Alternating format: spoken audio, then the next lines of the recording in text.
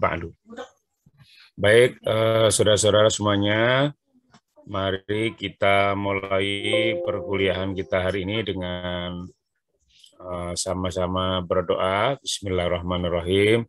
Radina billahi robba, wabil islami dina, wabi Muhammadin nabiyya wa rasulah, Rabbana zidna ilma, warzuqna fahma, amin ya rabbal alamin. Oke, baik. Terima kasih sudah hadir semuanya.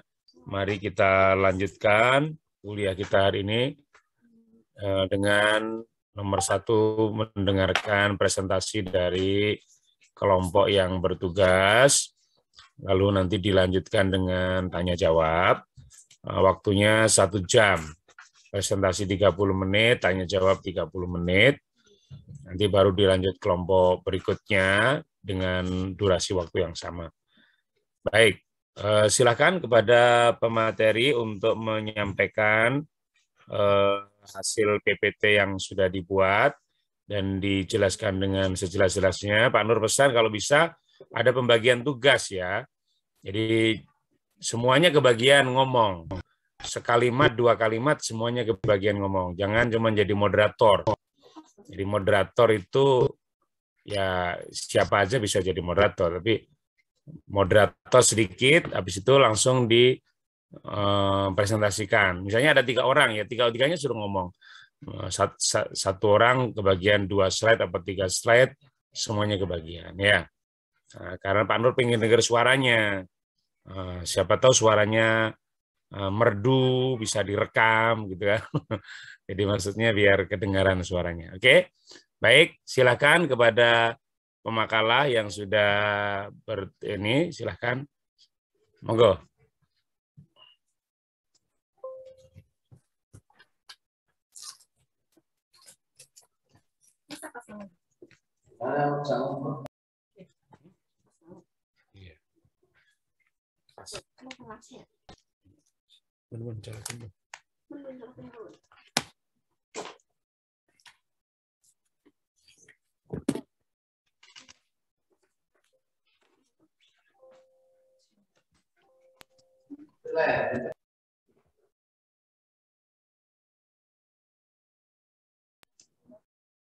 Assalamualaikum warahmatullahi wabarakatuh.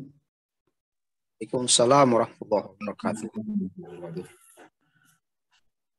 A'udzubillah, bismillah, alhamdulillah, segala puji bagi Allah yang telah memberikan rahmat kepada kita semua sehingga kita dapat berkumpul dan memulai perkuliahan pada pagi hari ini dengan sehat walafiat.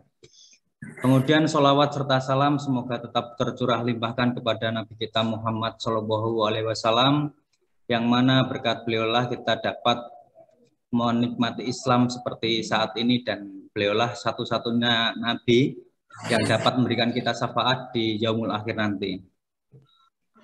Saya ucapkan apresiasi setinggi-tingginya kepada rekan-rekan semua, khususnya kelompok 3 yang telah berpartisipasi dalam penyusunan tugas mata kuliah kemuhammadiyahan ini dengan baik.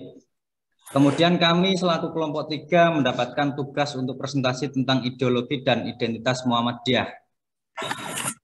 Sedikit mengulang ingatan kita pada beberapa 1 minggu atau 2 minggu yang lalu, bahwasanya Muhammadiyah adalah organisasi Islam yang besar di Indonesia.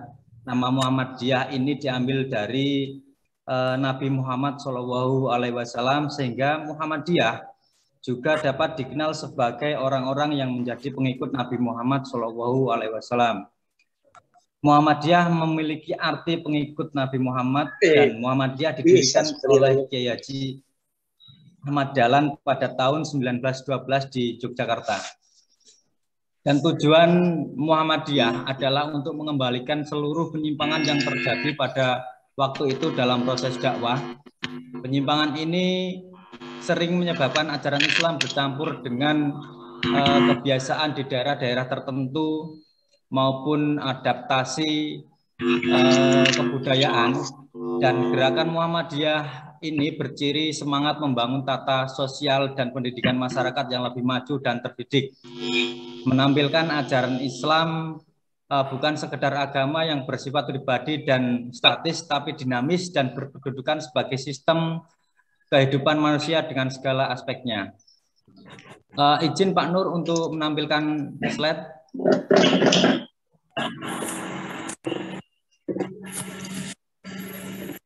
Iya, silakan. Ini nanti ada pembagian tugas untuk penyampaian materi Pak Nur. Kita ada untuk kelompok 3 ada 4 orang. Yang pertama saya sendiri Sultoni, kemudian Pak Denny Mulyana, kemudian Bapak Ahmad Fahrul Rozi SHE, kemudian Barul Ulum SHR. Langsung saja untuk menyingkat waktu Pak Nur, saya limpahkan kepada kelompok 3 yang lain untuk selanjutnya bisa disampaikan materi tentang tugas atau PPT ideologi dan identitas Muhammadiyah. Untuk itu langsung saja kepada Bapak Sebentar. Ahmad Fahrul Rozi untuk disampaikan dulu. Tolong semua mic yang nggak perlu dimatikan dulu. Dimohon keikhlasannya untuk mematikan mic yang tidak perlu. Nah, kecuali pemakalah ya.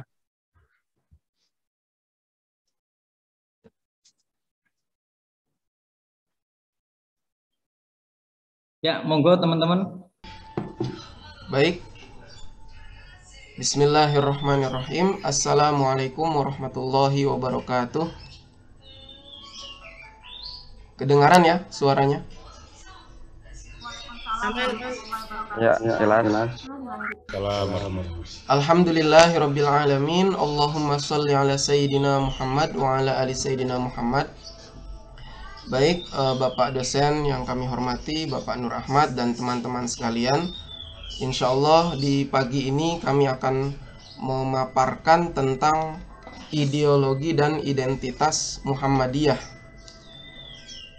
Rabbi syrah li sadri wa yassir li amri wahlul 'uqdatam min lisani yafqahu qawli.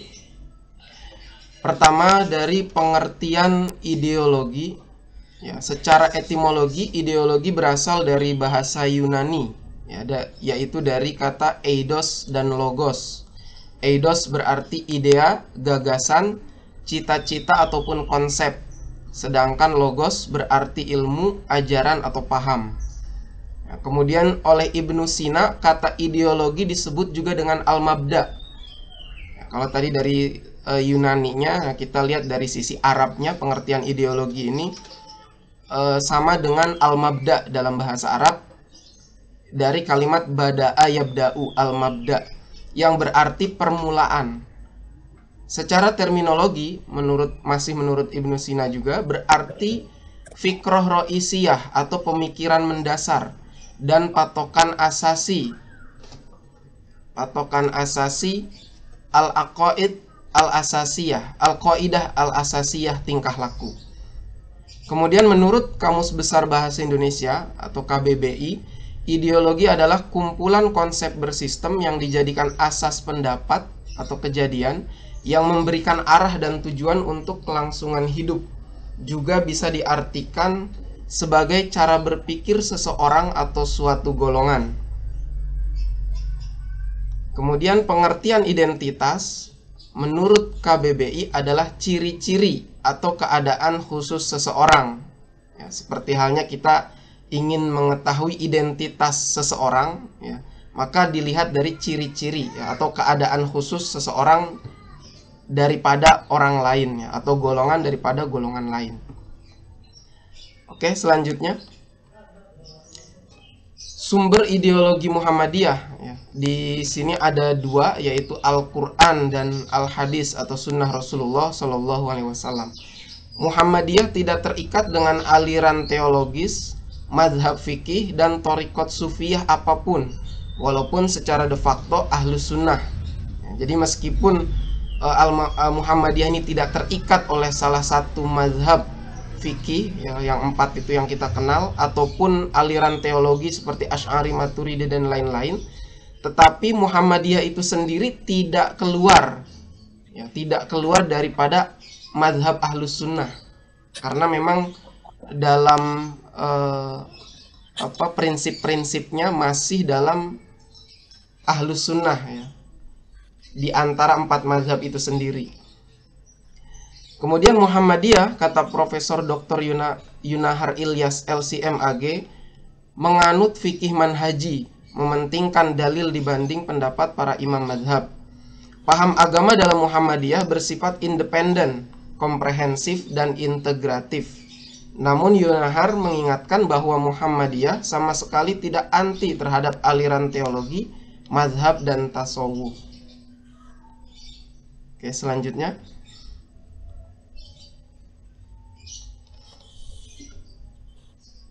Ideologi Muhammadiyah. Nah, berbicara tentang ideologi Muhammadiyah, ideologi Muhammadiyah ini adalah berasas Islam, Islam yang otentik. Dalam ADART Muhammadiyah sendiri disebutkan ideologi Muhammadiyah itu ya Islam. Jadi Islam itu saja. Dalam rangka mencapai cita-cita mewujudkan masyarakat Islam yang sebenar-benarnya, Muhammadiyah harus berdiri di atas landasan yang kokoh dengan berpegang teguh pada prinsip Islam yang termaktub dalam Al-Quran dan Sunnah Rasulullah Shallallahu Alaihi Wasallam. Prinsip-prinsip tersebut kemudian dikemas dalam pokok-pokok pikiran yang diuraikan dalam muqaddimah anggaran dasar Muhammadiyah yang disusun pada masa kepemimpinan Ki Bagus Hadikusumo tahun 1943 sampai 1953 yang disahkan tahun 1951. Nah, kenapa pada waktu kepemimpinan Ki Bagus Hadikusumo ini dikemas dalam pokok-pokok pikiran yang disahkan pada tahun 1951 ini? Karena pada waktu itu di kalangan anggota-anggota Muhammadiyah sendiri sudah mulai terasa ada kekaburan, ya, kekaburan daripada semangat perjuangan Muhammadiyah. Dikhawatirkan ideologi daripada keanggotaan Muhammadiyah itu sendiri sudah mulai bergeser. Nah, maka pada masa kepemimpinan Ki Bagus Hadikusumo diuraikan kembali, ya, dikemas dalam pokok-pokok pikiran tersebut. Yang dinukil dari surat Al-Fatihah, ya, 7 ayat itu. Oke, kemudian 7 pokok pikiran yang diawali dengan penukilan surat Al-Fatihah ayat 1 sampai 7. Berikut pokok pikiran tersebut. Yang pertama, hidup manusia harus bertuhan, bertauhid Allah, dan beribadah serta tunduk dan taat kepada Allah. Dirumuskan dalam teks muqaddimah amma ba'du, bahwa sesungguhnya ketuhanan itu adalah hak Allah semata. Bertuhanlah dan beribadah serta tunduk dan taat kepada Allah adalah satu-satunya ketentuan yang wajib atas tiap-tiap makhluk, terutama manusia. Nah, ini dalam pikiran pokok pertamanya bisa kita hayati daripada surat Al-Fatihah tersebut dengan kalimat Bismillahirrahmanirrahim, ya, itu yang mengandung makna pokok pikiran ini yang berintikan bahwasanya ideologi Muhammadiyah ini adalah pertama harus bertuhan. Nah, di sini. Jadi ini menepis daripada komunisme, ya. Jadi ideologi Muhammadiyah yang berasaskan Islam ini yang diawali dari pokok pikiran pertama adalah bertauhid, bertuhan, bertauhid Allah. Tidak hanya bertuhan tetapi juga menafikan tuhan-tuhan yang lain, ya.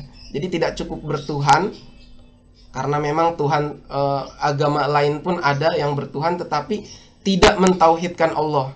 Maka setelah bertuhan kemudian mentauhidkan Allah, kemudian dalam beribadahnya tunduk dan taat kepada Allah Subhanahu wa Ta'ala. Ini yang diuraikan dalam pokok pikiran pertama daripada ideologi Muhammadiyah. Oke, selanjutnya pokok pikiran kedua, yaitu hidup manusia itu bermasyarakat. Dirumuskan dalam teks muqaddimah, hidup bermasyarakat itu adalah sunnah, hukum qadrah iradah Allah atas manusia. Jadi setelah bertuhan, mentauhidkan Allah, beribadah kepada Allah dengan tunduk dan taat, kemudian pokok pikiran keduanya adalah bermasyarakat. Jadi jangan hanya bermuamalah ma'allah tapi juga bermuamalah ma'annas, jadi bersosial. Itu yang jangan sampai dilupakan dalam ideologi Muhammadiyah. Kemudian yang ketiga, pokok pikiran yang ketiga dalam ideologi Muhammadiyah adalah hanya hukum Allah yang sebenar-benarnya yang dapat mengatur ketertiban hidup pribadi maupun bersama dalam menuju hidup bahagia yang hakiki di dunia dan akhirat. Dirumuskan dalam teks muqaddimah, masyarakat yang sejahtera, aman, damai, makmur, dan bahagia hanyalah dapat diwujudkan di atas keadilan, kejujuran, dan persaudaraan gotong royong dengan bersendikan hukum Allah yang sebenar-benarnya, lepas dari pengaruh setan dan hawa nafsu. Ya. Kalau kita hayati kembali dari surat Al-Fatihah ayat 1-7, ya, mungkin saya kutip sedikit ayat 1 sampai ayat ketiga atau keempat. Bismillahirrahmanirrahim. Kemudian Alhamdulillahirabbil alamin arrahmanirrahim maliki yaumiddin iyyaka na'budu wa iyyaka nasta'in. Nah, pada sampai poin iyyaka na'budu wa iyyaka nasta'in, disinilah ya menunjukkan pokok pikiran ketiga daripada ideologi Muhammadiyah. Di sana disebutkan iyyaka na'budu, hanya kepadamulah kami beribadah, menyembah, dan hanya kepadamulah kami meminta pertolongan. Dalam hal ini kalimat kami ini yang menarik perhatian, bahwasanya kita tidak sendiri ya. Maka dalam ideologi Muhammadiyah di sini hidup manusia itu bermasyarakat ya, dicerminkan dalam surat Al-Fatihah tadi. Nasta'in ya.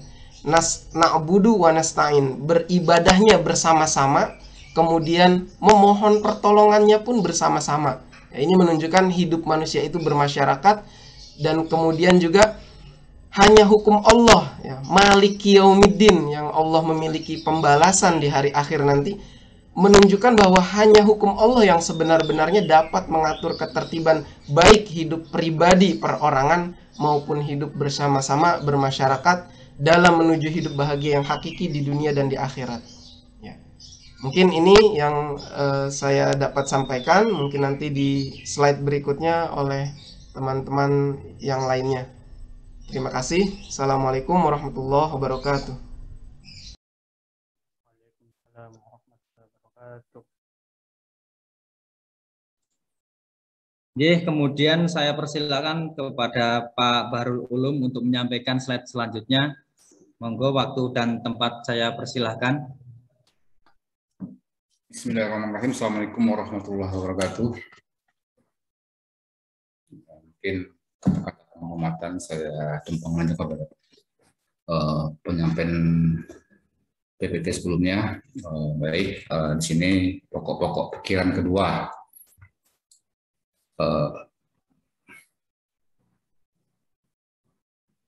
Ya, ini tadi. Oke. Adapun yang menjadi pokok pikiran kedua kita adalah hidup manusia itu bermasyarakat. Dalam hal ini dirumuskan dalam teks mukadimah. Hidup bermasyarakat itu adalah sunnah atau hukumnya kodrat iradah dari Allah SWT. Artinya ini memang kehendak atau menjadi sebuah keputusan dari Allah, bahwasanya kita ini sebagai manusia yang hidup bermasyarakat. Nah, artinya sini adalah kita sebagai manusia tidak bisa hidup tanpa orang lain.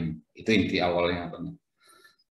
Yang berikutnya adalah pokok pikiran yang ketiga, hanya hukum Allah yang sebenarnya yang dapat mengatur ketertiban hidup pribadi maupun bersama masyarakat dalam menuju hidup bahagia yang hakiki di akhirat, di dunia dan di akhirat.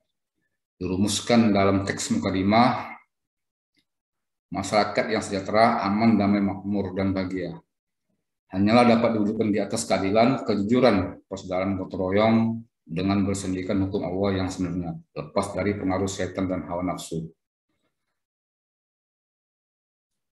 Next, lanjut, mungkin nanti akan lebih dijelaskan nanti setelah.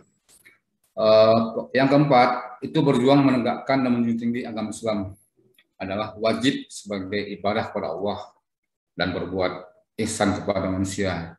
Itu dalam hal ini kalau kita larikan itu hablum minallah dan hablum minannas.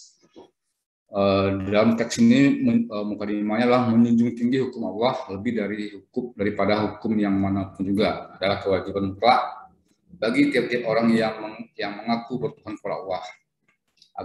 Agama Islam adalah agama Allah yang dibawa oleh sekalian nabi sejak Nabi Adam sampai kepada Nabi Muhammad, dan diajarkan kepada umatnya masing-masing untuk mendapat kehidupan bahagia di dunia dan akhirat. Dalam hal ini, sedikit penjelasan yang disampaikan, bahwasanya tidak ada hukum yang lebih tinggi daripada hukum Allah.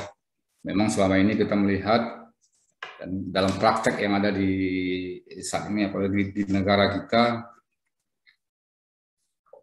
hukum adalah sebagai yang tertinggi di negara ini. Tapi pada umumnya kita kan pada saat ini lebih mengarah berkiblat pada hukum duniawi. Kalau dasar hukum yang ada sekarang itu pada hukum negara Belanda yang kita anut. Jadi inilah konteks ya bagaimana Muhammadiyah selama ini berusaha untuk kembali kepada hukum-hukum Allah yang ada, itu Al-Quran dan As-Sunnah. Lanjut next mungkin. Pokok pikiran yang kelima, perjuangan menegakkan dan menjunjung tinggi agama Islam hanyalah akan berhasil bila mengikuti jejak perjuangan para nabi, terutama Nabi besar Muhammad SAW, yang dirumuskan dalam teks mukadimah sahdan untuk menciptakan masyarakat yang bahagia dan sentosa, sebagaimana yang tersebut di atas itu. Tiap-tiap orang, terutama umat Islam, umat yang percaya kepada Allah dan hari kemudian, wajiblah mengikuti jejak sekalian nabi yang suci, beribadah kepada Allah dan berusaha segiat-giatnya mengumpulkan segala kekuatan dan menggunakan untuk menjelmakan masyarakat di dunia ini dengan niat yang murni tulus, ikhlas karena Allah semata, dan hanya mengharapkan karunia di hadirat Allah dan ridhonya belaka, serta mempunyai rasa tanggung jawab di akhirat atas segala perbuatannya. Lagi pula harus bersabar dan tawakal bertabah hati menghadapi kesukaran atau kesulitan yang menimpa dirinya atau rintangan yang menghalangi pekerjaan, dengan penuh pengharapan dan perlindungan dan pertolongan Allah yang Maha Kuasa. Kalau kita merujuk kepada yang ada tertera pada pokok pikiran kelima pada mukadimah ini, kita memang disuruh untuk berusaha dalam hal ini, tapi tetap tujuan akhirnya adalah kita ikhlas bertawakal pada Allah SWT. Dan dalam Al-Quran pun telah banyak dijelaskan bagaimana kita sebagai manusia ini lebih mengutamakan sabar. Mungkin kita sama-sama tahu sabar dalam menghadapi musibah, sabar dalam menghadapi hal-hal kehidupan kita di atas dunia ini. Next mungkin lanjut. Yang berikutnya, pokok pikiran yang keenam, perjuangan mewujudkan pikiran-pikiran tersebut hanyalah dapat dilaksanakan dengan cara berorganisasi. Organisasi adalah salah satu wadah untuk cara perjuangan yang sebaik-baiknya. Dirumuskan dalam konteks mukadimah untuk melaksanakan terwujudnya masyarakat yang demikian itu, maka dengan berkat rahmat Allah dan didorong oleh firman Allah dalam Al-Quran, surat Ali Imran, ayat 104, "Wattaqu minkum ummati yad'una min khairi wa yanhauna 'anil fahsya wal munkar." Dalam hal ini kita menjelaskan bahwa hendaklah ada di antara kamu ada segolongan umat yang menyuruh kepada kebajikan, menyuruh kepada yang ma'ruf dan mencegah dari yang munkar. Mereka lah orang yang beruntung. Makanya dari dasar inilah Muhammadiyah dengan bagaimana mengembangkan melalui Kiai Haji Ahmad Dahlan selama ini yang sebagai pendiri Muhammadiyah mengajak kepada seluruhnya untuk kembali kepada hakikat ajaran Islam yang sebenarnya, mengajak untuk mencegah yang mungkar dan untuk melaksanakan hal-hal kebaikan yang sesuai dengan dasar-dasar dari hukum agama kita, itu Al-Quran dan As-Sunnah. Lanjut next. Pokok pikiran ketujuh, pokok pikiran prinsip pendirian seperti yang diterangkan dan diuraikan di muka itu adalah yang dapat melaksanakan ideologinya, terutama untuk mencapai cita-citanya, yaitu terwujudnya masyarakat yang adil dan makmur, lahir batin yang diridhoi Allah. Itulah masyarakat Islam yang sebenarnya dirumuskan dalam teks mukadimah. Kesemuanya itu perlu menunaikan kewajiban, mengamalkan perintah Allah dan mengikuti sunnah Rasul Nabi Muhammad SAW guna mendapatkan karunia dan ridhonya, dunia dan akhirat, dan untuk mencapai masyarakat yang sentosa, bahagia, disertai nikmat dan rahmat Allah yang melimpah, sehingga merupakan suatu negara yang indah, bersih, suci dan makmur di bawah perlindungan Tuhan yang Maha Pemurah. Artinya sini bagaimana Muhammadiyah lahir sebagai yang bagian dari organisasi masyarakat yang berlandaskan pada ajaran Islam yang ingin bagaimana pembaharuan bagi negara kita dengan mewujudkan cita-cita dari negara kita. Ada 4 cita-cita yang tercantum dalam pembukaan teks Undang-Undang Dasar 1945. Salah satunya mungkin nanti akan ada di slide selanjutnya ataupun nanti, yaitu mencerdaskan kehidupan bangsa. Inilah salah satu cita-cita luhur dari pelaksanaan dari organisasi Muhammadiyah yang didirikan oleh Kiai Haji Ahmad Dahlan dan tokoh-tokoh lainnya. Next, lanjut.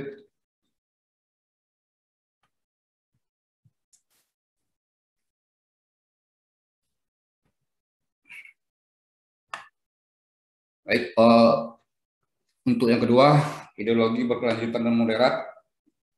Ideologi Muhammadiyah berkemajuan memiliki dasar pemahaman Islam yang luas dan dasar. Dalam matang keyakinan dan cita-cita hidup Muhammadiyah terkandung pada Islam sebagai agama yang kafah, menyangkut ajaran akidah, ibadah, akhlak, dan muamalah dan duniawiyah. Jadi dalam hal ini bagaimana dari ideologi Muhammadiyah yang menjadi cita-cita hidup Muhammadiyah ini, pandangan bahwa kita sebagai umat Islam harus melaksanakan kehidupan baik dalam pelaksanaan ibadah, amaliyah kita, dan muamalah, dan kehidupan kita sehari-hari. Muamalah dalam kehidupan kita sehari-hari seperti dagang dan hal, dan bagaimana konteks-konteks ini menjadi hal bagi kita bersama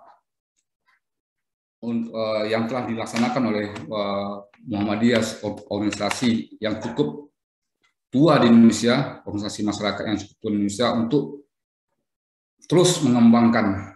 Kita melihat bagaimana dari pendidikan, dari hal muamalahnya makin lama makin berkembang. Mungkin nanti dari kelompok lain nanti, karena ini terlalu kita dalami nanti jadi mungkin bisa karena ada poin-poin nanti yang dari kelompok lain. Jadi dalam referensi studi Islam kontemporer, ideologi keagamaan Muhammadiyah adalah ideologi reformis dan modernis atau pembaruan yang menampilkan corak Islam yang berkemajuan, yang memadukan antara pemurnian, purifikasi, dan pengembangan dinamisasi, bersifat tengahan dalam meyakini, memahami, dan melaksanakan ajaran Islam, sehingga Islam senantiasa aktual menjadi agama untuk peradaban. Dinul hadarah sepanjang masa. William Siparwa mengategorikan Muhammadiyah sebagai kelompok Islamik modernis yang lebih terfokus pada bergerak membangun Islamic Society atau masyarakat Islam dari perhatian terhadap Islamic States atau negara Islam yang fokus gerakannya pada pendidikan, kesehatan sosial, serta tidak menjadi organisasi politik kendati para anggota tersebar di berbagai partai politik. Jadi dalam hal ini kita sama mengetahui bersama bagaimana istiqomahnya Muhammadiyah dan statement-statement yang dilaksanakan oleh organisasi Muhammadiyah untuk tetap pada koridornya dalam bidang pendidikan, kesejahteraan sosial, serta memang tidak ingin merubah menjadi organisasi politik. Memang kita ketahui bersama, banyak pakar-pakar politik kita dari organisasi Muhammadiyah yang dilahirkan oleh Muhammadiyah. Kita lebih mengenal Insinyur Soekarno dan sampai sekarang tokoh-tokoh reformis kita itu kebanyakan dari tokoh Muhammadiyah. Mungkin selanjutnya saya minta dari kawan-kawan lain untuk menyampaikan makalah selanjutnya. Terima kasih.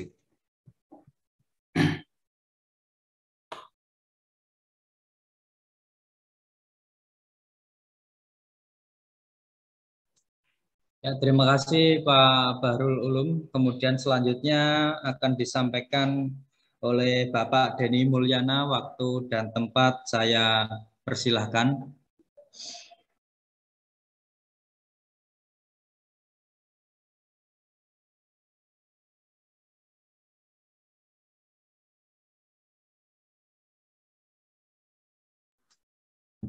Ya Pak Denny.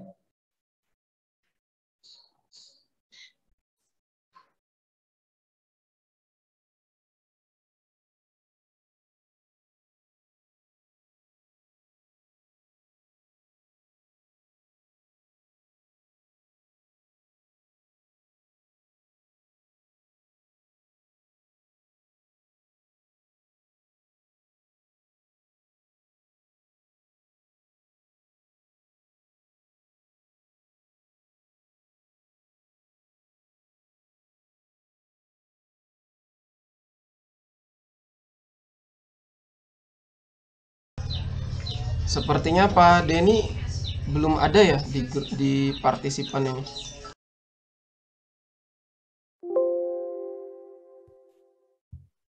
Iya Pak, belum ada sepertinya. Mungkin bisa dilanjutkan dengan anggota yang lain Pak Sultan.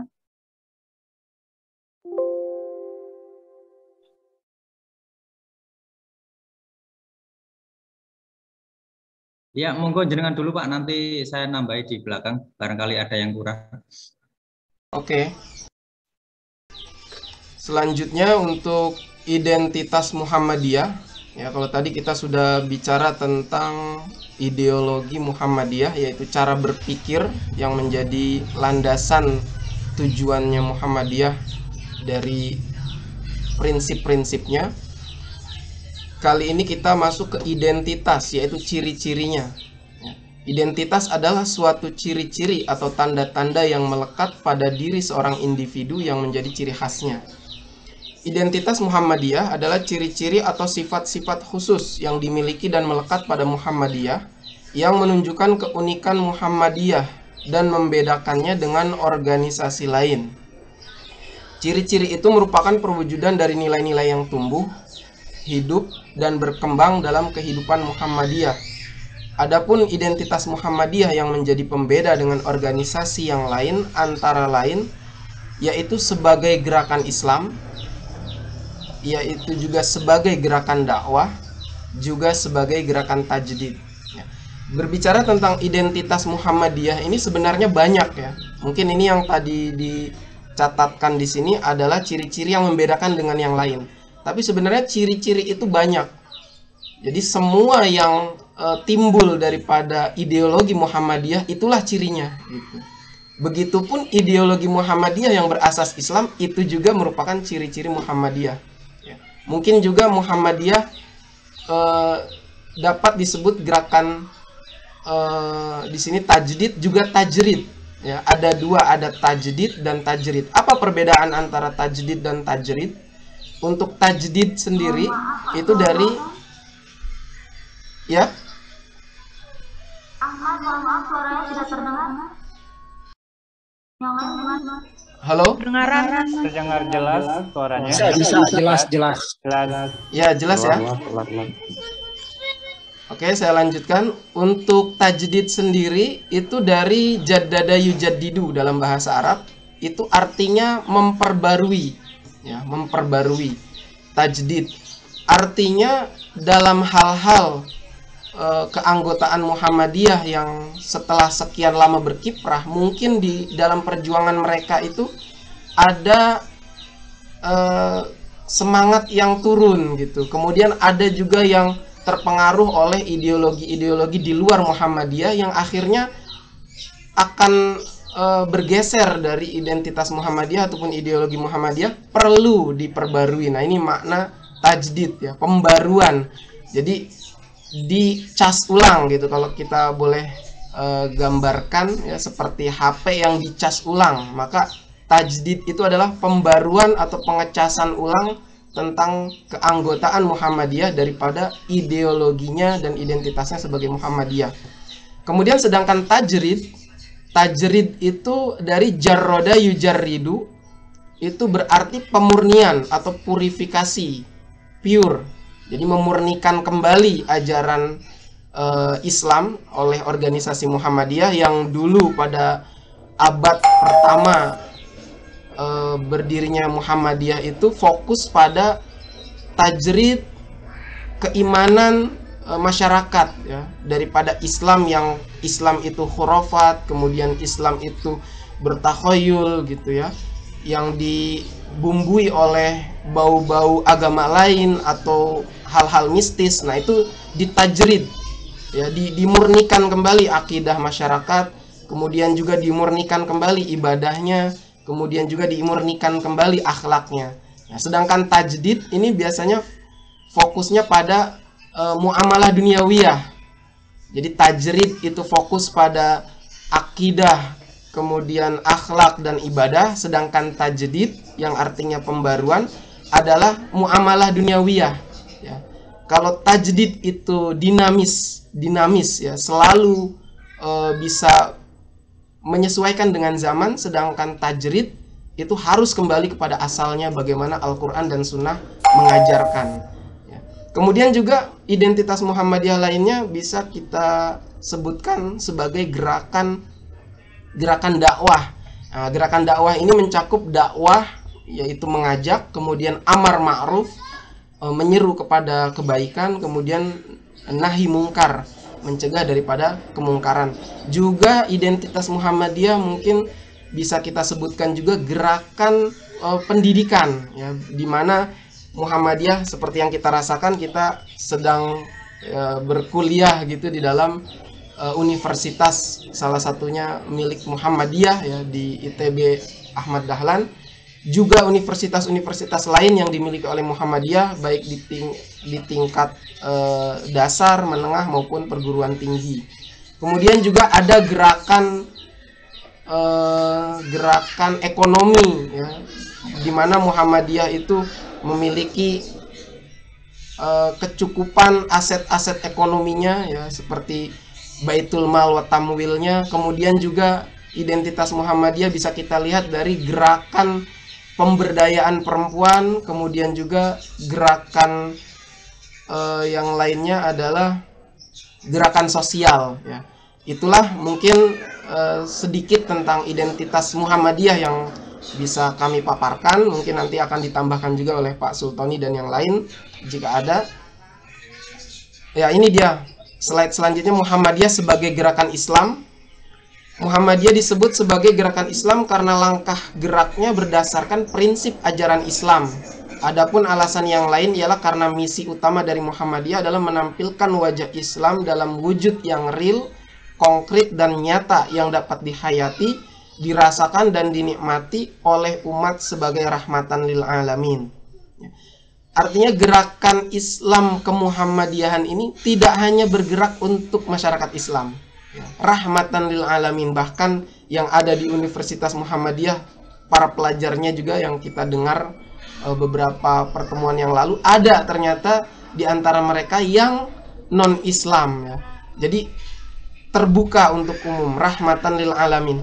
Misi tersebut tertuang dalam cita-cita Muhammadiyah, yakni menegakkan dan menjunjung tinggi agama Islam sehingga terwujud masyarakat Islam yang sebenar-benarnya. Selanjutnya, Muhammadiyah sebagai gerakan dakwah amar ma'ruf nahi mungkar. Alasan Muhammadiyah dikenal sebagai gerakan dakwah amar ma'ruf nahi mungkar tak lain karena Muhammadiyah menjadi dakwah amar ma'ruf nahi mungkar sebagai dasar perjuangannya. semua amal usaha yang dibangun oleh Muhammadiyah bertujuan untuk dijadikan sarana dan wahana dakwah Islam sebagaimana yang diajarkan Al-Quran dan As-Sunnah As-Sahihah. Ciri Muhammadiyah sebagai gerakan dakwah amar ma'ruf nahi mungkar telah muncul sejak kelahirannya dan tetap melekat tak terpisahkan dalam jati diri Muhammadiyah. Sebagai gerakan dakwah Islam amar ma'ruf nahi mungkar, Muhammadiyah bertanggung jawab untuk mengangkat agama Islam dari keterbelakangan atau kebodohan masif. Jadi dalam gerakannya amar ma'ruf dan nahi mungkar, Muhammadiyah mungkin kalau dalam kacamata saya pribadi lewat jalur kebanyakan pendidikan gitu. Ya, kita kenal juga mungkin dengan organisasi di luar Muhammadiyah seperti yang kita kenal yang sudah dibubarkan oleh pemerintah, yaitu FPI ya.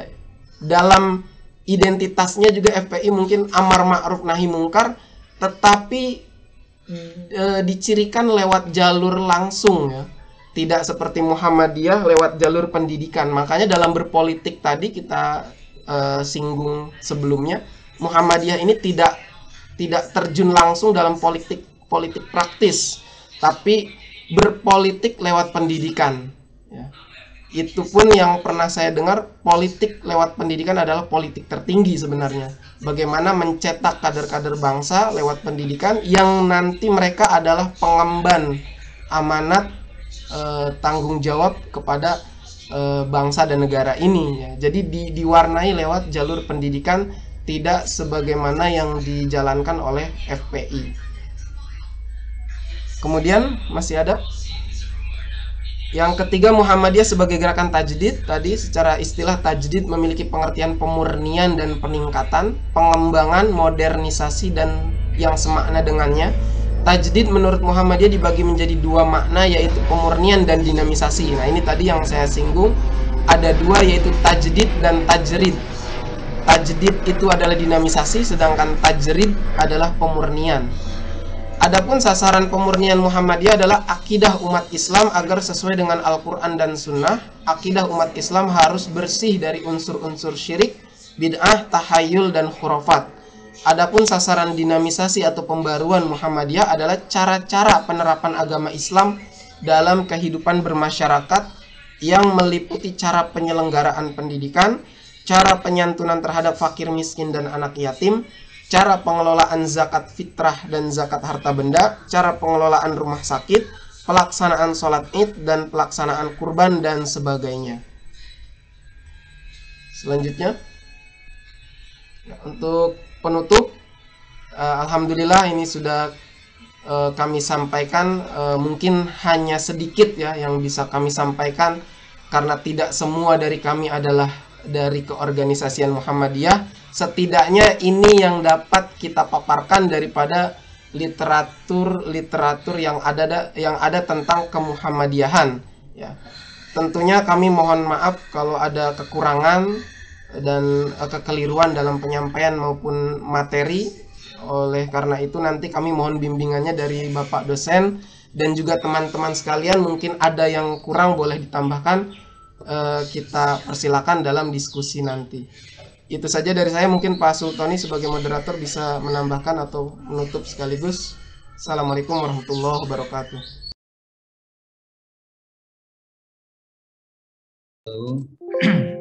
Ya, terima kasih saya sampaikan kepada teman-teman. Pertama kepada Pak Ahmad Fahrul Rozi, kemudian Bapak Barul Ulum, kemudian kepada Bapak Denny Mulyana yang mungkin belum hadir. Tadi sudah banyak disampaikan oleh paparan dari teman-teman semua. Barangkali ada salah pandangan terkait kemuhammadiyahan, baik identitas, ideologi maupun ciri khas yang ada di Muhammadiyah. Mohon kiranya untuk dapat ditambahkan atau dibuat untuk bahan diskusi bersama kepada teman-teman, sehingga presentasi ini nanti akan lebih berwarna lagi, dan mungkin ada salahnya nanti bisa ada tambahan atau bimbingan dari Pak Nur selaku dosen. Untuk itu saya persilakan kepada teman-teman, barangkali ada yang mau menambahkan atau koreksi dari kelompok kami. Waktu dan tempat kami persilahkan. Izin Pak Sultoni. Iya Ibu. Mohon dibuka sesi tanya jawab karena ini kan udah ada yang raise hand, ada 3 orang. Mungkin yang mengaturnya silakan dari Pak Sultoni. Ya, terima kasih Bu. Ya, pertama yang sudah mengajukan tangan adalah Bapak Setio Utomo. Waktu dan tempat kami persilahkan. Baik, terima kasih. Assalamualaikum warahmatullahi wabarakatuh. Saya ada sedikit pertanyaan, yaitu kalau kita lihat kan Muhammadiyah kan mengikuti Nabi Muhammad dalam semua aspek kehidupannya. Di antaranya dari sisi pendidikan, kemudian sosial, kebudayaan, nah kemudian politik. Nah, namun yang menjadi pertanyaan saya, kenapa ya Muhammadiyah itu tadi seperti disebutkan tidak terlibat politik praktis? Padahal Nabi Muhammad sendiri melakukan kegiatan politik, diantaranya mengadakan ekspansi, kemudian mengatur pemerintahan seperti itu secara langsung. Kenapa Muhammadiyah itu tidak terlibat politik praktis? Demikian mohon penjelasannya. Assalamualaikum warahmatullahi wabarakatuh. Ya, terima kasih Pak Setio Utomo. Akan kami tampung dulu atau kita jawab langsung teman-teman ini untuk terkait pertanyaan-pertanyaan, apakah akan kita jawab satu-satu atau memang kita tampung dulu semua pertanyaan kemudian kita jawab. Izin ngasih masukan itu.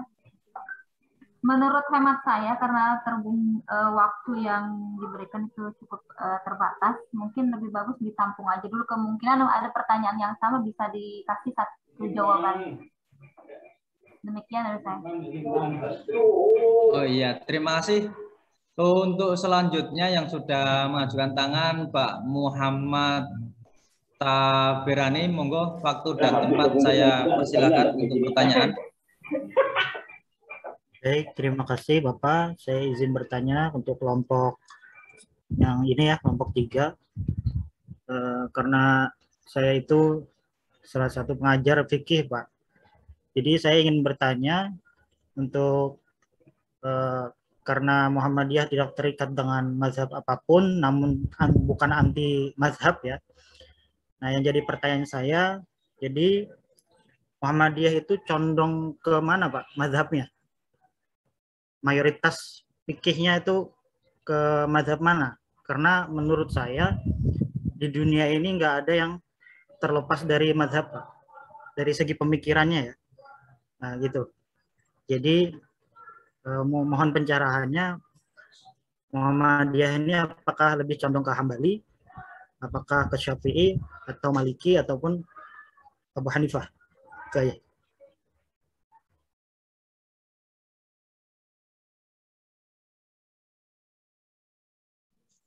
Ya, terima kasih Pak Muhammad. Untuk selanjutnya Ibu Sri Gendari, monggo saya persilahkan.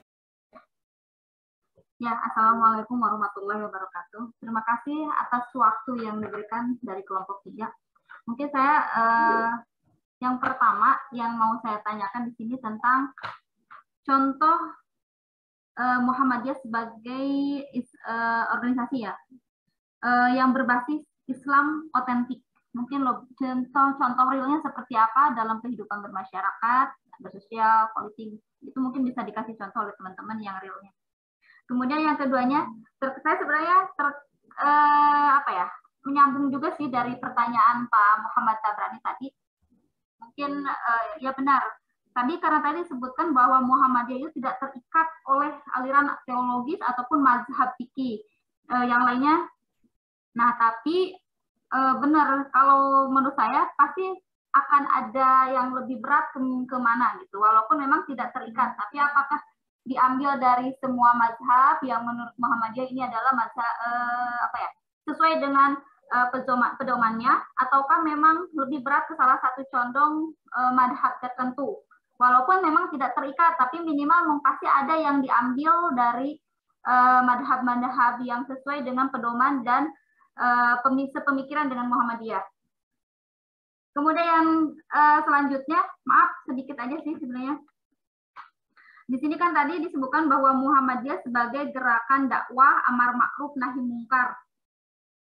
Tapi tidak dijelaskan mungkin untuk contoh-contoh real amar ma'ruf nahi mungkar, atau contoh real bahwa Muhammadiyah telah memberikan amar ma'ruf nahi mungkar nih dalam kehidupan sosial di zaman sekarang, atau seperti apa gitu.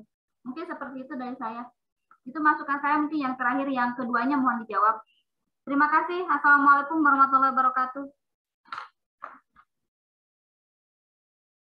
Waalaikumsalam warahmatullahi wabarakatuh. Satu lagi Pak Faisal Daus, waktu dan tempat kami persilahkan. Ya, terima kasih. Assalamualaikum warahmatullahi wabarakatuh. Pak Sultoni dan teman-teman kelompok 3. Pertama saya apresiasi sekali dengan informasi yang diberikan. Jujur saya orangnya awam dengan kemuhammadiyahan. Terus yang kedua, saya ingin bertanya terkait dengan keanggotaan Muhammadiyah ini gitu kan isinya. Apakah ada posisinya keanggotaan yang sifatnya sebagai anggota istimewa gitu kan di sini. Terus yang kedua, terkait dengan keanggotaan ini, ketika ada terjadi anggota salah tindakan dan sebagainya, adakah contoh-contoh tindakan dari organisasi Muhammadiyah untuk memurnikan kembali anggota dan sebagainya seperti itu? Mungkin itu Pak Sultoni, terima kasih. Assalamualaikum warahmatullahi wabarakatuh.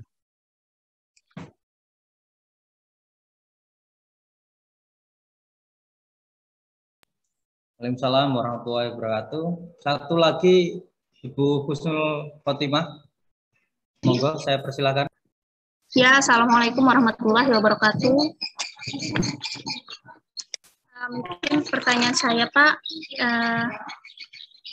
bagaimana Muhammadiyah mengkristalisasikan ideologinya, sedangkan pada waktu itu awal-awal berdirinya Muhammadiyah itu kan masih kental dengan ajaran-ajaran nenek moyang atau ajaran atau kerajaan seperti itu. Nah, bagaimana Muhammadiyah mengkristalisasikan ideologinya pada waktu itu, atau yang kita sering kenal sekarang itu kan dengan penyakit TBC, tahayul, bid'ah, dan khurafat. Yang kedua, tentu bagaimana upaya memperkuat basis ideologi dalam identitas Muhammadiyah agar tidak lepas dari ajaran-ajaran yang telah diajarkan oleh Kiai J.J. Ahmad Dahlan atau ajaran Al-Quran dan Hadis seperti itu, Pak. Terima kasih. Assalamualaikum warahmatullahi wabarakatuh.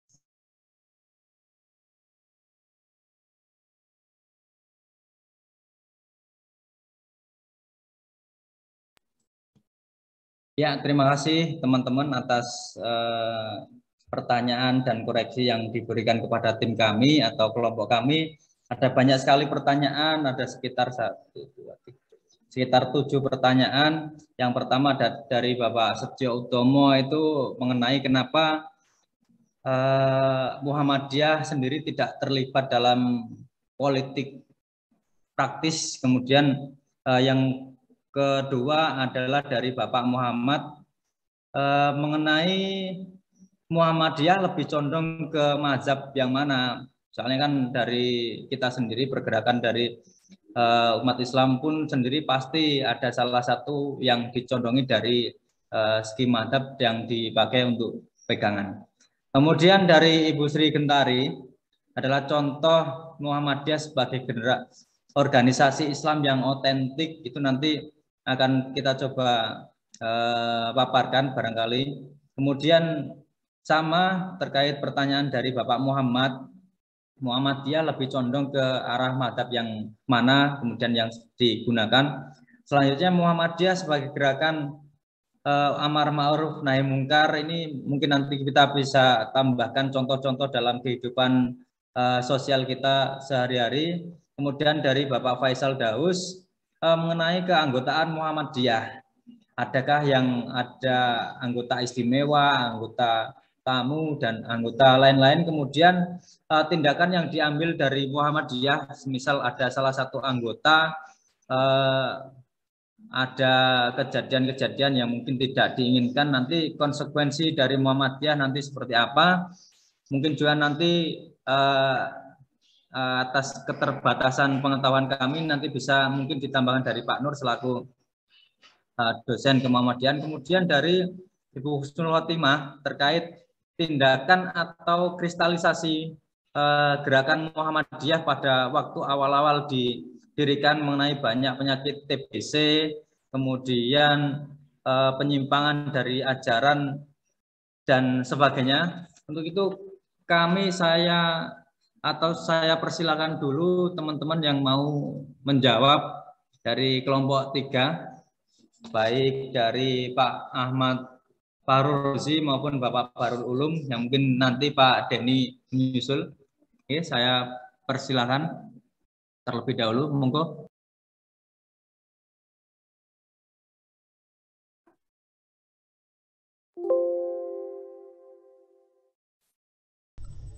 Bismillahirrahmanirrahim. Saya coba jawab ya, Pak Sultoni.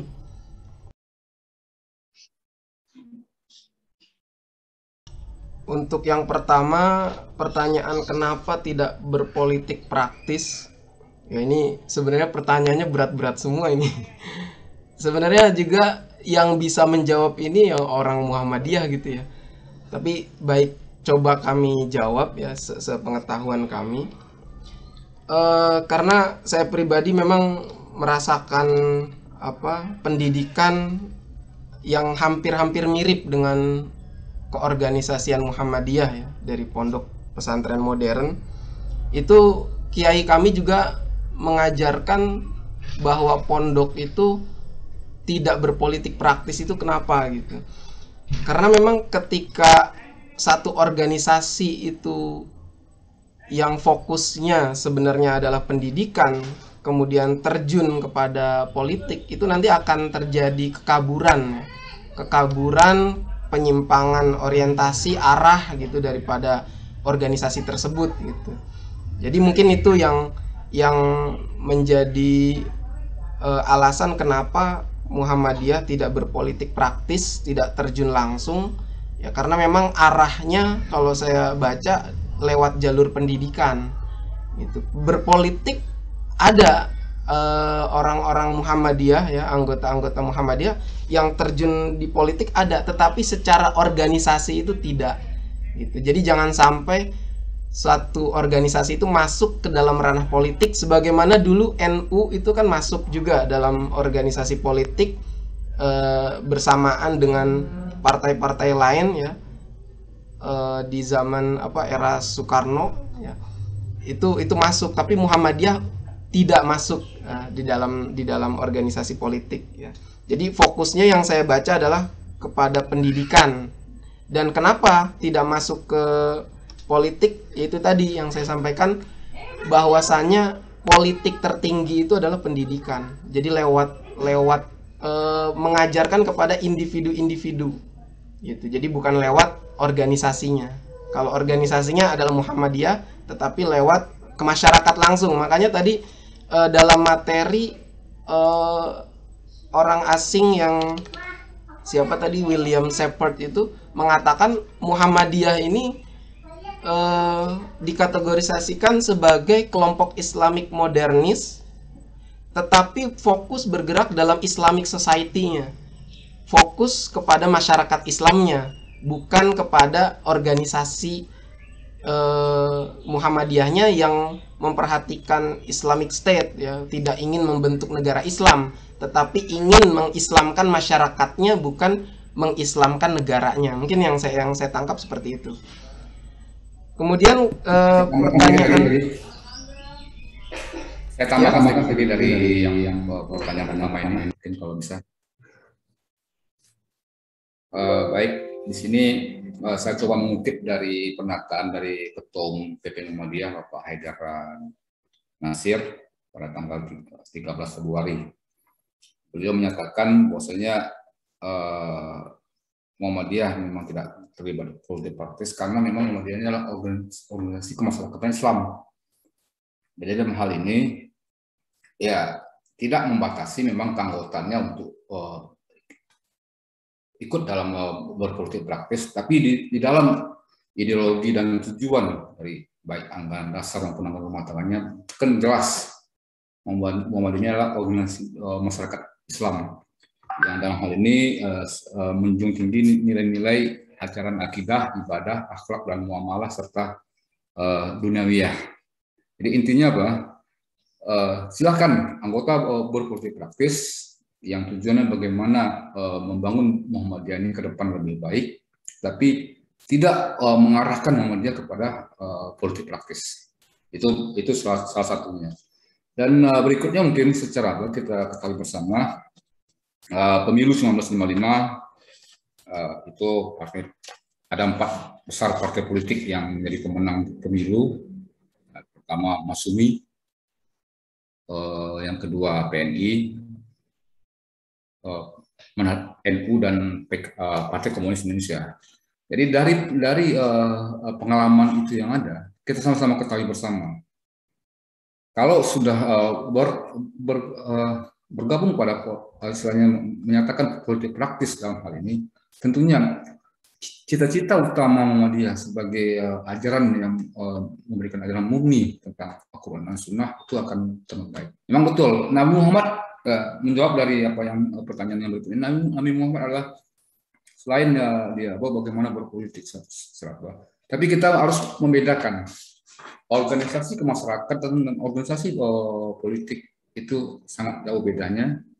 Walaupun secara tujuannya subjeknya adalah manusia sendiri, tapi pada intinya di sini kebanyakan organisasi kemasyarakatan itu sifatnya sosial kemasyarakatan, bagaimana membangun nilai-nilai sosial yang ada di tengah-tengah masyarakat. Kalau berpolitik praktis, maaf, sebenarnya berpolitik adalah bagus, tapi dalam hal ini kita sama ketahui selama ini yang berkembang. Kalau sudah masuk dalam politik praktis, tentunya banyak yang akan lari dari nilai-nilai agama tersebut. Contohnya menghalalkan segala cara. Bagaimana tujuan tercapai demi masuk pribadi yang betul. Mungkin itu sebagai tambahan, mungkin kami lanjutkan. Silakan.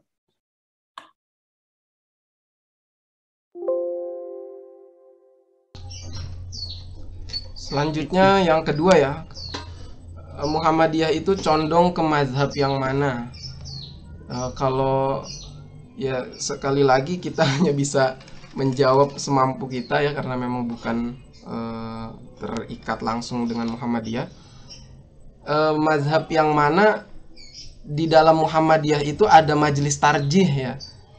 Yang saya dengar di dalam Muhammadiyah itu ada majelis tarjih, artinya dari sekian pendapat itu dikuatkan antara pendapat yang satu dengan yang lain, itu mana yang lebih kuat dan itu yang diambil. Jadi tidak menutup kemungkinan dalam pendapatnya bermazhab itu bisa beda-beda gitu. Dalam hal sholat misalnya mazhab Syafi'i, kemudian dalam hal jual beli itu mazhab Hanafi gitu. Jadi tidak terfokus dalam satu mazhab dengan mentarjih secara langsung dari dalil Al-Quran dan Sunnah. Kalau saya boleh bilang, mungkin kalau bisa dikategorikan sebagai mazhab, Muhammadiyah itu bisa dikatakan mazhab Muhammadiyah sendiri gitu. Karena memang mereka menggunakan pendapatnya dengan mentarjih di antara pendapat-pendapat ulama itu. Itu yang saya ketahui. Mungkin nanti ada perbaikan dari Bapak dosen. Untuk pertanyaan yang lain mungkin Pak Bahrul Ulum atau yang lain? Ya, sebentar Pak Nur tambahin dulu ya.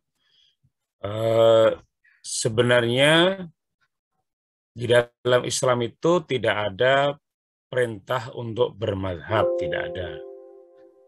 Anda cari itu ayatnya atau hadisnya, tidak ada yang menyuruh bermazhab. Ya. Yang ada adalah disuruh taat kepada Allah dan taat kepada Rasul. Atiullah wa atiur Rasul wa ulil amri minkum. Taatlah kamu kepada Allah, taatlah kamu kepada Rasulullah, dan juga kepada ulil amri. Ulil amri itu orang yang memiliki pemegang urusan, orang yang memegang urusan, artinya ahli dalam urusan itu. Nah, orang yang ahli dalam urusan itu di luar yang ditetapkan oleh Allah dan Rasulnya tentunya. Ya, kalau sudah ditetapkan oleh Allah dan Rasulnya, kita ikut aja ketetapan Allah dan Rasulnya gimana. Tapi kalau belum ditetapkan oleh Allah dan Rasulnya, kita boleh beristihad. Beristihad itu landasannya tidak boleh keluar dari Al-Quran dan As-Sunnah. Misalnya begini, bagaimana hukumnya narkoba? Narkoba itu gimana? Narkoba itu kan barang yang baru. Zaman dulu kan nggak ada narkoba. Dulu kan adanya khamr. Nah, karena narkoba itu barang baru, maka dicarilah hukum yang mengarah kepada narkoba. Apa itu? Ya khamr yang paling dekat. Hukum khamr ada dalam Quran, hukum khamr ada dalam hadis, tapi hukum narkoba tidak ada. Maka hukum narkoba disejajarkan dengan hukum khamr. Nah, itu namanya istihad ya. Istihad dengan cara mengkias. Kias ya, kiasi atau taklili ya, mengkiaskan sesuatu dengan cara mengambil ilatnya, mengambil alasannya, argumennya apa kok bisa dihukumi sama gitu. Nah, Muhammadiyah itu mengajarkan kepada kita untuk kembali kepada Al-Quran, ar-ruju ilal Quran was sunnah. Kenapa? Karena orang seringkali memahami agama terlalu berlebihan, terlalu jauh, tambahannya terlalu banyak, sehingga agamanya jadi nggak kelihatan. Yang ada tambahan-tambahan aja tuh yang kelihatan. Gitu ya. Intinya malah nggak kelihatan. Terlalu banyak campuran-campuran, tambahan-tambahan, pemahaman-pemahaman yang keliru, yang kadang-kadang nggak cocok, yang justru itu menjauhkan dari agama. Nah, misalnya begini, dulu orang kalau mau berdoa harus melalui mursyid. Mursyid itu guru thariqat. Kalau nggak melalui mursyid, doanya nggak diterima. Gitu. Nah, oleh Muhammadiyah itu nggak cocok. Kalau mau berdoa ya langsung aja sama Allah. Adapun guru yang ngajari berdoa itu cuma ngajarin. Tapi sebetulnya doa itu langsung kepada Allah. Begitu. Nah, sama kayak kita berobat ke dokter. Dokter itu cuma mengobati. Dia tidak bisa menyembuhkan. Yang menyembuhkan itu Allah. Kalau orang mengharapkan dokter suruh menyembuhkan, salah dia. Karena salah alamat. Yang menyembuhkan itu Allah, bukan dokter. Dokter hanya mengobati. Pengobatan dari dokter bisa bikin sembuh, bisa bikin nggak sembuh, bisa mati juga. Tergantung. Ada nggak kasus gagal praktek di rumah sakit? Ada nggak? Banyak. Tapi tidak disebutkan. Makanya di rumah sakit kan ada tulisan tidak boleh memoto, tidak boleh merekam, tidak boleh mewawancara, tidak boleh ini. Gitu. Kenapa? Ya karena kalau ada sesuatu nanti takut itu bocor. Seperti yang terjadi di kasus Eka Hospital, rame. Gitu kan. Nah, jadi sekali lagi Muhammadiyah tidak mengajarkan harus bermadhab, tetapi bagi orang yang bermadhab, ya silahkan. Kalau memang itu pilihannya, ya silahkan. Madhab itu banyak. Ada madhab Abu Hanifah atau Hanafi, ada madhabnya Imam Malik, madhab Maliki, ada madhabnya Imam Syafi'i, madhab Syafi'i, ada madhabnya Imam Ahmad, atau madhab Hambali ya, Imam Ahmad bin Hambal. Dan selain yang 4 ini ada lagi madhab yang lain, madhab Ja'fari, ini yang berbau-bau Syiah. Ada lagi nanti madhab Zohiri, madhab yang tekstual, ya, memahami Islam secara tekstual. Tidak perlu dipahami, cukup teksnya saja. Teksnya bagaimana? Ya udah itu teksnya. Terima saja teksnya. Itu tekstualis, mazhab Zohiri. Lalu tangan Allah itu gimana? Ya tangan Allah ya tangan Allah, nggak usah ditafsirkan. Gitu. Itu mazhab Zohiri itu. Kursi Allah gimana? Ya kursi Allah, nggak usah ditafsirkan. Ya Allah itu punya kursi. Ya pokoknya Allah punya kursi. Udah jangan ditanya kursinya kayak gimana. Ya, itu mazhab-mazhab begini, mazhab Zohiri. Nah, Muhammadiyah inginnya dalam berislam itu kita mengikuti Al-Quran dan As-Sunnah. Dalilnya mana? Ati'ullah wa ati'ur Rasul wa ulil amri minkum. Atau ayat yang lain. Kul in kuntum tuhibbunallah fattabi'uni yuhibbukumullah wa yaghfir lakum dzunubakum. Katakanlah, wahai Muhammad, jika kamu kul in kuntum tuhibbunallah, kalau kamu mencintai Allah, fattabi'uni, maka ikutilah aku. Ikutilah aku itu ikutilah Nabi Muhammad maksudnya. Yuhibbukumullah, maka Allah akan mencintai kamu. Wa yaghfir lakum dzunubakum, dan Allah akan mengampuni dosa-dosamu. Jadi syaratnya kita dicintai oleh Allah adalah ngikuti ajaran Nabi, ngikuti ittiba kepada Nabi, ya ittiba kepada Nabi, dan maka Allah akan mencintai kita dan mengampuni salah-salahnya kita. Baik, itu. Jadi Muhammadiyah itu bukan mazhab. Muhammad juga bukan mazhab ya. Siapa tadi? Kalau ada orang bilang, oh Muhammadiyah itu mazhab sendiri. Enggak, Muhammadiyah bukan mazhab. Muhammadiyah itu organisasi keislaman, dakwah Islam amar ma'ruf nahi mungkar yang didirikan oleh Kiai Haji Ahmad Dahlan pada tanggal 8 Dzulhijjah 1330 bertepatan dengan 18 November 1912. Sebentar lagi ini milad tanggal 18 November ya. Tahun bulan depan ya. Nah, tujuannya untuk apa? Terwujudnya masyarakat Islam yang sebenar-benarnya. Memang Muhammadiyah itu mengajarkan cara memahami Islam. Cara memahami Islam dengan cara kembali kepada Quran dan As-Sunnah dengan pemikiran yang sehat, dengan logika. Jadi memahami Quran dan Sunnah itu dengan logika, tidak bisa tanpa logika. Karena kalau orang nggak pakai logika, itu salah nanti pahamnya. Misalnya ada ayat begini, Faktulul musyrikina kafah kama yuqatilunakum kafah. Perangilah atau bunuhlah orang musyrik itu semuanya, sebagaimana mereka membunuh kamu semuanya. Kalau melihat ayat ini, kalau kita salah paham nih, nggak ngerti, selesai pengajian bisa angkat pedang, sabet-sabetin semua orang yang musyrik. Itu karena keliru memahami ayat. Itu ada kejahatan tuh di sono. Nah, udah kalau gitu bawa bom aja, ledakin di sana. Oh, itu ada ini. Wah, kalau itu bawa apa nih? Bawa petasan diisi apa paku, diisi ini, ledakin di sono. Nah, itu karena memahami agama keliru. Ya, memahami agama tidak menggunakan logika, tidak menggunakan akal pikiran yang sehat. Sementara ayat mengatakan afala ta'qilun, afala tatafakkarun, afala tatadzakkarun, afala apa am ala qulubin akfaluha, apakah hati mereka tertutup. Jadi maksudnya kita disuruh membuka hati. Maka di Muhammadiyah ada namanya ijtihad burhani, ijtihad bayani, ijtihad irfani. Burhani itu dengan menggunakan akal pikiran logis. Kalau bayani dengan berdasarkan teks-teks, penjelasan teks, hadis, ayat. Lalu ijtihad irfani, pendekatan irfani adalah menggunakan, jadi pendekatan irfani itu menggunakan hati. Membaca suatu ayat juga di samping akal, di samping teks juga dengan hati, sehingga hasilnya itu komprehensi. Gitu. Cukup ya tambahnya sampai sini dulu. Nanti kalau belum jelas ya dilanjut. Tapi silakan ke pemakalah atau pertanyaan berikutnya masih ada. Silakan.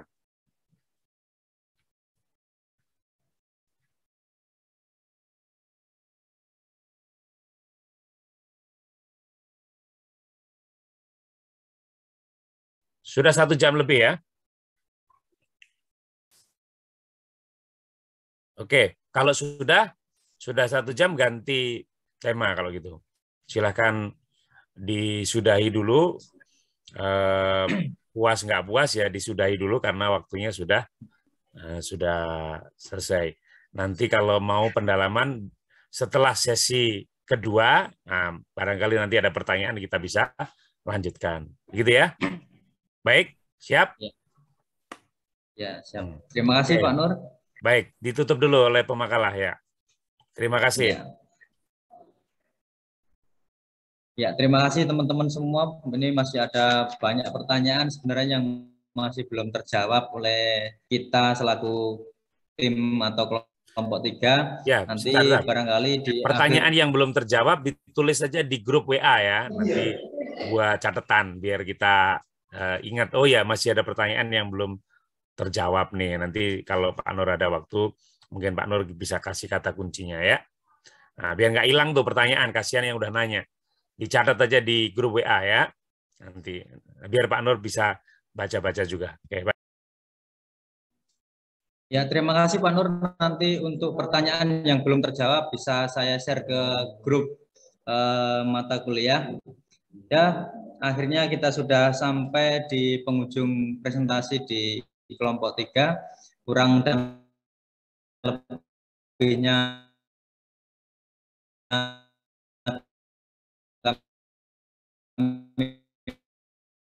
mohon maaf, saya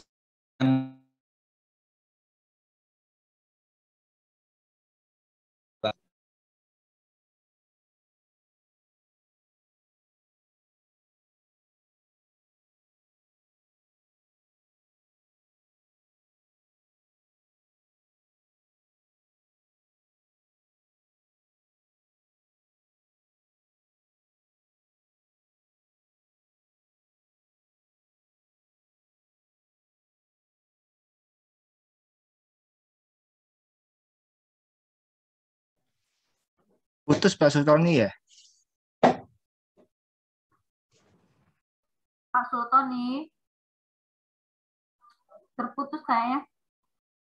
Mungkin bisa ini sama teman tim yang lainnya dilanjutkan. Teringat waktu Pak, udah jam 10:30, kasihan kelompok yang lain. Langsung aja Bu ke kelompok selanjutnya. Oke, langsung aja kelompok berikutnya ya. Oke, baik.